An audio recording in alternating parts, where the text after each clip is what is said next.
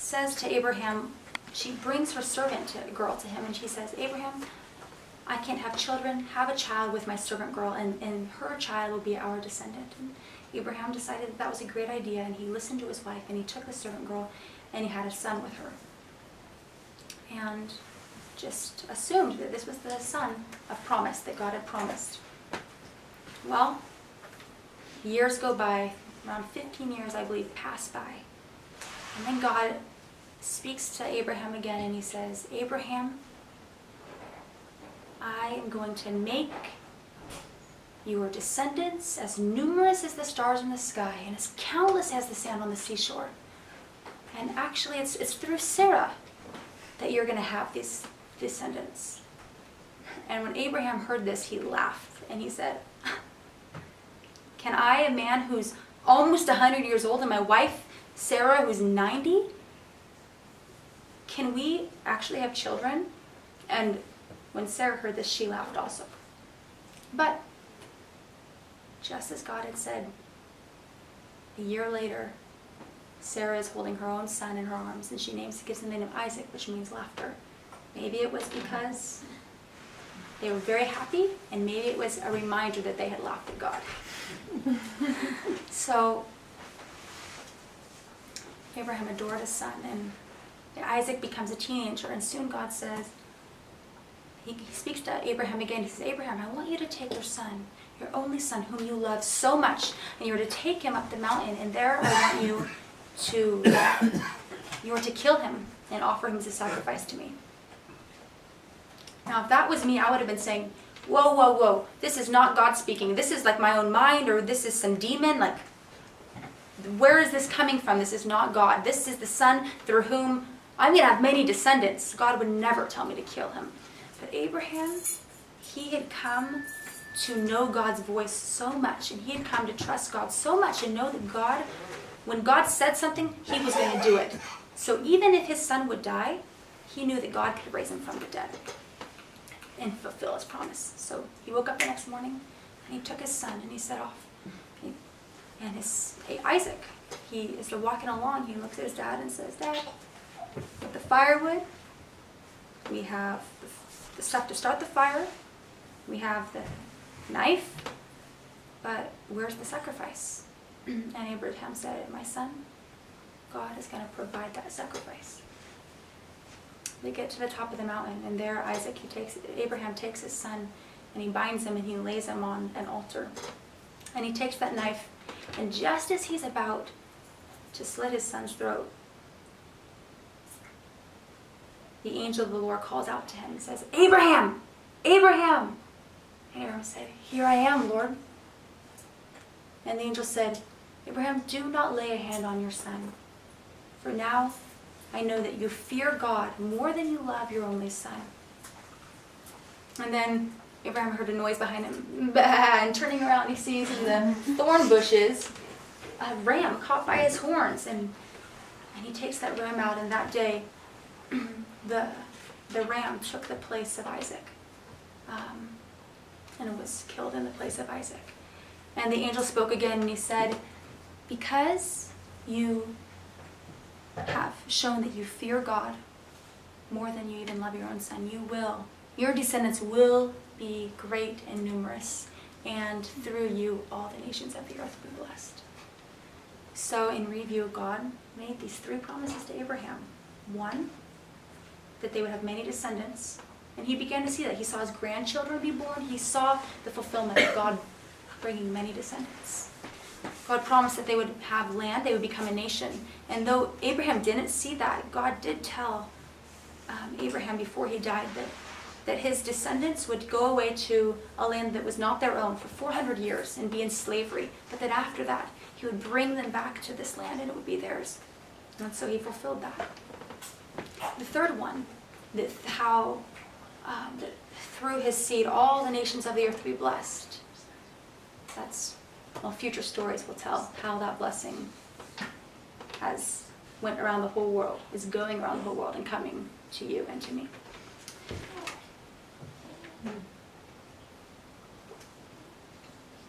If anyone needs water, there's cups right there, and you can get some. I won't be too detracted. disturbed. So, well, Abraham was the father of Isaac. And Isaac became the father of a man named Jacob. And Jen, don't fall asleep. And Jacob became... I'm not. And Jacob became the father of 12 sons who became the 12 tribes of Israel, the nation that we know as Israel today. And there was a great famine in the land. And so the sons of Jacob, they had to go to the land of Egypt to live. And it was there that they just filled the land, became numerous. And at that time, the Pharaoh of Egypt, the king, he became filled with fear, and he said, they are becoming too numerous and too great, and they might one day take over us. And so he put them all in slavery and made them do very harsh labor. And the Israelites began to call out to God and ask him to deliver and rescue them. And God heard them, and he raised up a deliverer, a man named Moses. And he sent Moses to the Pharaoh, and he said, you need to go to the Pharaoh, the king of Egypt, and you are to say, the God of Israel, the one true God, says, let my people go. So Moses went. He did just that. He told the Pharaoh, the God of Israel says, let my people go. And Pharaoh was like, who are you? And who is your God that I should listen to you? You're slaves. We are a great empire. No, I'm not letting your people go. Well, God told Moses again, go back to Pharaoh and tell him again, let my people go. And I am going to do many great and wondrous signs in this place so that the people of Egypt and so that the Israelites will know that I am the Lord. So the next day, Moses goes back to the Pharaoh who's bathing at the Nile River, and he says, Pharaoh, let my people go. And Pharaoh says no. So God changed the river Nile, and it turned to blood. And all the fresh water in that area, it all turned to blood. And the Egyptians had nothing to drink. They had to dig up new wells because this water stayed blood for a week. Oh man. And so after a week, the blood went away. And Moses once again went to the Pharaoh. And once again, the Pharaoh hardened his heart and said, no, I will not let your people go. And this time, God sent frogs up out of the Nile, and they began to fill the land and crawl up in your houses. And when you're kneading your bread, they come popping out. And when you're opening your oven, they're right there. And you climb into bed to go to sleep, and they're moving all over in there. And Pharaoh said, enough, please, just take these frogs away, and I will let your people go. And Moses is like, okay, when do you want the frogs to leave? And Pharaoh said, tomorrow. So the next day, the frogs were all dead, and the people piled them up into piles, and the whole land stank terribly. But once the plague was gone, Pharaoh hardened his heart and changed his mind. So God sent another plague. This time it was itchy, flea, lice-like stuff. And the magicians of Pharaoh, they came to Pharaoh this time and they said, okay, the first couple of plagues, the first couple of magical things, we could do those, we could replicate those stuff. But this one, we can't do this anymore. This is too powerful. This is the finger of God. On the fourth plague, it was God sent flies. And this time, God made a distinction between the Egyptians and the Israelites. All the plagues from here on out that he sent, they didn't affect the Israelites. They only affected the Egyptians. And the fifth plague, the sixth plague, the seventh plague. When the seventh plague comes around, some of the people of Egypt, they listened to Moses. They saw that he was serious. God was serious. God was going to do what he said. And so when Moses said there's going to be a great hailstorm coming, they brought their people, they brought their livestock inside, and they were not hurt from that plague. The eighth plague that came was darkness. Black, inky darkness that filled the land. Oh, that's wrong. It was locust. Locusts came and they ate all the livestock. And this time, some of the Egyptians and Pharaoh's own advisors, they came to Pharaoh and they said, your stubbornness and your pride is killing this land. And this God is more powerful than you. You've got to basically let these people go. Pharaoh kept his heart hard. The ninth plague was darkness that covered the whole land. And now the Egyptians, one of the gods they worshipped, one of their many gods, was the sun god Ra. But their God could do nothing to stop this. And the land was covered in thick darkness for 3 days. But the Israelites, light during the day and darkness during the night. It was just normal. Finally, God said, all right, I'm sending my last plague. And after this, Pharaoh will let you go. And I'm sending my angel throughout the land tonight at midnight. And the firstborn son of Pharaoh, down to the firstborn son of the servant, even down to the firstborn son of the livestock, they will all die. And this is what you must do. You need to take a lamb, a spotless lamb without any problems, not 3 legs, 4 legs, a perfect lamb, and you need to kill it. You need to take that blood and put it over the doorpost of your house.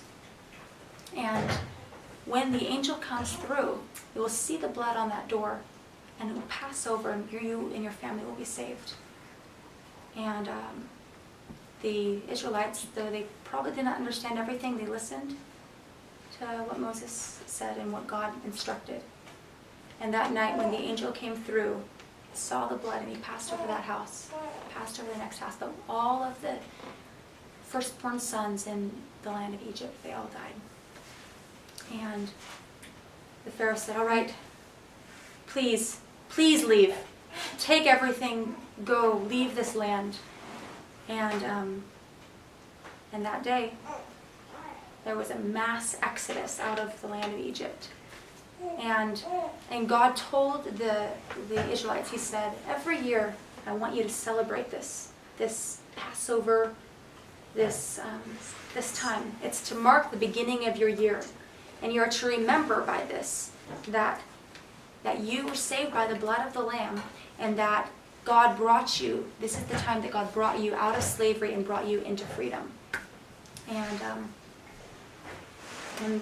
so the Israelites set off, and pretty soon they came to the Red Sea, and they couldn't go any farther. And at this time, the Pharaoh of Egypt, he said, what have I done? I have just let all of my slave labor go. I need to go back and get what's mine. And so he set off with his army to bring back the Israelites. Well, when the Israelites saw the dust of the army rising in the distance, they were filled with fear, and they began to cry out to Moses, What have you done? Has God bring us out here to die? And was there not enough graves in Egypt, so you had to bring us out here to bury us? And they'd forgotten that just the day before, a couple days before, God had just miraculously intervened on their behalf and brought them out of Egypt, and already they'd forgotten it. And Moses said, stand still. Wait and watch God's salvation. He will fight for you. And then Moses took his staff and he put it in the Red Sea. And that whole night God sent a wind, and it blew the sea apart, and there was a dry land that went through it. And the Israelites passed through. And well, when the Egyptians came to it, they thought, oh, we can pass through too. Perfect, a way already prepared for us. And they started going through. And when the Israelites were on the other side and the Egyptians were in the middle, God released the winds, and the Red Sea came crashing on top of the Egyptian army, and they all died. And the Israelites were finally free from this past. And they went through the desert. They began their journey towards the promised land, and God continued to provide for them. Their clothes never wore out. Their shoes never got holes in them. If they needed bread, God sent them bread from heaven. When they had no water, He made water come out of rocks, continually provided